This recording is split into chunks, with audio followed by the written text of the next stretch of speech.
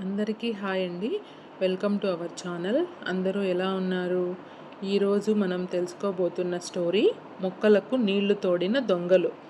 ఒకసారి విజయనగర సామ్రాజ్యంలో భయంకరమైన కరువు వచ్చింది. వర్షాలు అస్సలు కురవలేదు. దానికి తోడు ఎండలేమో మండిపోయాయి. దాంతో బావులలోనూ పంపుల్లోనూ నీళ్లు ఎండిపోయాయి. ఎప్పుడూ నీటితో నిండుగా ఉండే బావులలో నీళ్లు బాగా లోపలికి వెళ్ళిపోయాయి. తెనాలి రామలింగడి ఇల్లు తుంగభద్రా నది ఒడ్డున ఉన్న ఆయన ఇంట్లో కూడా బావిలో నీళ్లు బాగా లోపలికి పోయాయి. దాంతో నీళ్లు తోడడం చాలా కష్టం అయ్యింది.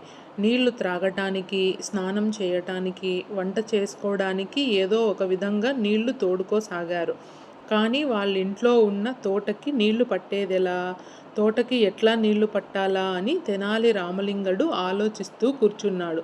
మొక్కలు చూస్తేనేమో ఎండిపోతున్నాయి. బావిలో నీళ్ళేమో ఎక్కడో అడుగుకి ఉన్నాయి.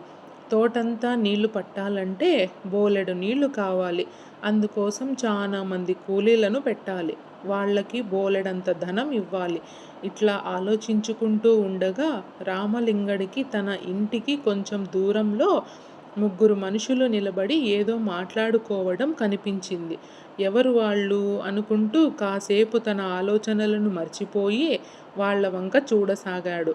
రామలింగడు వాళ్ళ ముగ్గురు రామలింగడికి ఇంటివైపు చూస్తూ ఏదో మాట్లాడుకోవడం కూడా రామలింగడు గమనించాడు. వాళ్లను చూస్తే దొంగల్లా ఉన్నారు.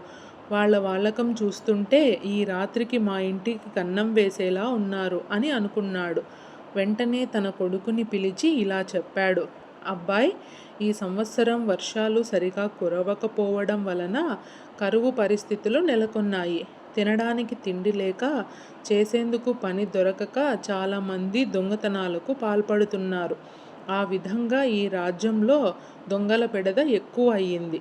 కాబట్టి మన ఇంట్లో ఉన్న నగలు, డబ్బు అన్నీ మనం ఒక పెట్టెలో పెట్టి ఆ పెట్టెను తీసుకొని వెళ్ళి బావిలో పడేద్దాం. అప్పుడైతే దొంగలకు ఏమాత్రం అనుమానం రాదు.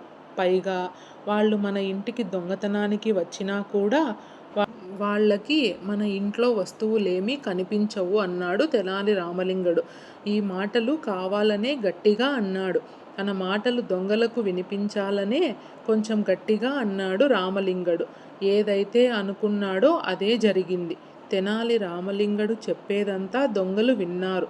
అనుకున్నట్టుగానే ఇంట్లో ఉన్న బంగారు నగలు, నాణాలు, వెండి సామాన్లు, ఇంకా విలువైనవి ఏమైనా ఉంటే అవి అన్నీ తీసుకొని వచ్చి ఓ ట్రంకు పెట్టెలో పెట్టి ఆ పెట్టెను బావిలో పడేశారు. చాటు నుంచి దొంగలు ఇదంతా చూశారు. అంతే, ఆ రాత్రికి తెనాలి రామలింగడు ఇంటికి దొంగతనానికి వెళ్ళాలని నిర్ణయించుకున్నారు. అనుకున్నట్టుగానే రాత్రికి ఊరు సర్దుమణిగాక ఆ దొంగలు ముగ్గురు తెనాలి రామలింగడు ఇంటికి వచ్చారు. ఒక్కొక్కరే జాగ్రత్తగా బావిలోకి దిగారు. బావిలోకి దిగగానే పెట్టె కనిపిస్తున్నది. దానిని తీసుకొని ఎంచక్కా వెళ్ళిపోవచ్చు అని దొంగలు అనుకున్నారు. కానీ బావిలో అంతా చెత్తా చెదారం నిండి ఉంది. పిచ్చి మొక్కలు, రాళ్లతో నిండి ఉంది. అందువలన ముందుగా బావిని శుభ్రం చేయాల్సి వచ్చింది. బావిలో పెరిగిన పిచ్చి మొక్కలు పీకేసి చిన్న చిన్న రాళ్ళు అన్నీ తొలగించేశారు. అప్పటికి కూడా వాళ్లకు నగలు ఉన్న పెట్టె కనిపించలేదు. ఇప్పుడేం చేద్దాం? మిగిలిన ఇద్దరిని అడిగాడు ఒక దొంగ. అసలు నిజంగా వాళ్ళు పెట్టె పడేశారంటావా? తన సందేహాన్ని వెళ్ళబుచ్చాడు మరొక దొంగ. ఒరేయ్, మీవన్నీ పిచ్చి అనుమానాలు. వాళ్ళు నగలు ఉన్న పెట్టెను తీసుకొని వెళ్ళి బావిలో పడవేయడం మనం అందరం చూశాం కదా. అవును అని మిగిలిన ఇద్దరు అంగీకరించారు. మరి అలా అయితే తప్పకుండా ఈ బావిలోనే ఆ నగల పెట్టె ఉండి ఉంటుంది కదా. నిజమే అన్నారు మిగిలిన ఇద్దరు దొంగలు. అలా అయితే ఇలా కబుర్లతో కాలక్షేపం చేసే బదులు వెతుకుదాం. తప్పకుండా మనకు నగల పెట్టె దొరుకుతుంది. మనం ఇలాగే కబుర్లతో కాలక్షేపం చేస్తూ ఉంటే తెల్లవారిపోతుంది. మనం దొరికిపోతాం అన్నాడు. సరే, ఇప్పుడేం చేద్దాం అడిగాడు ఒక దొంగ. పెట్టె చాలా బరువుగా ఉండడం వలన బావి అడుగుకి వెళ్ళిపోయి ఉంటుంది. కాబట్టి మనం ఇంకా బావి లోపల ఉండి చేసేదేం లేదు. పైకి వెళ్ళి నీళ్ళన్నీ తోడిపోద్దాం. నీళ్లు అన్నీ తోడిపోస్తే పెట్టె ఎక్కడ ఉందో మనకి కనిపిస్తుంది. అప్పుడు ఆ పెట్టెను తీసుకొని వెళ్ళిపోతే సరిపోతుంది అని సలహా ఇచ్చాడు ఒక దొంగ. మిగిలిన దొంగలు ఇద్దరూ అందుకు ఒప్పుకున్నారు. ముగ్గురు దొంగలు బావిలోంచి పైకి వచ్చేసి నీళ్లు తోడటం మొదలుపెట్టారు. వాళ్ళలా నీళ్లు తోడి పోస్తుంటే తెనాలి రామలింగడు, ఆయన కొడుకు ఇద్దరూ కలిసి చాటుగా ఉండి మొక్కలకు పాదులు తీయడం చేశారు. ఈ విధంగా దొంగలు చాలాసేపు నీళ్లు తోడుతూనే ఉన్నారు. చివరికి వాళ్ళ శ్రమ ఫలించింది. బావిలో అట్టడుగున ఉన్న నగల పెట్టె దొంగలకు కనిపించింది. దొంగలలో ఒకడు బావిలోకి దిగి ఆ నగల పెట్టెకు తాడు కట్టాడు. మిగిలిన దొంగలు ఇద్దరూ పెట్టెను జాగ్రత్తగా పైకి లాగారు.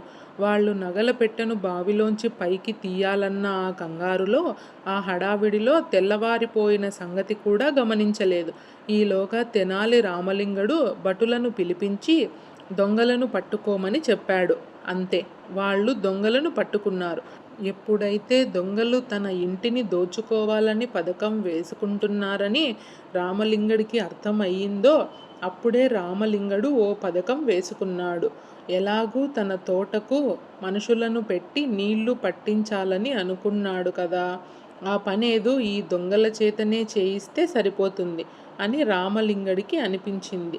వెంటనే లోపలికి వెళ్ళి కొడుకుతో నగలన్నీ ఒక పెట్టెలో పెట్టి బావిలో పడేద్దాం. రాజ్యంలో దొంగల బెడద ఎక్కువగా ఉంది. ఆ బెడద తగ్గాక బావిలోంచి నగల పెట్టెను తీసుకుందాం అని చెప్పాడు. నిజంగానే దొంగలు ఆ మాటలు విన్నారు. తెనాలి రామలింగడు, ఆయన కొడుకు కలిసి నగల పెట్టెను బావిలో పడవేయడం చూశారు. ఆ నగల పెట్టెలో నగలు పెట్టారని దొంగలు అనుకున్నారు. కానీ తెనాలి రామలింగడు ఆ నగల పెట్టెలో దొంగలు అనుకున్నట్టుగా నగలు పెట్టలేదు. చిన్న చిన్న రాళ్ళు పెట్టాడు.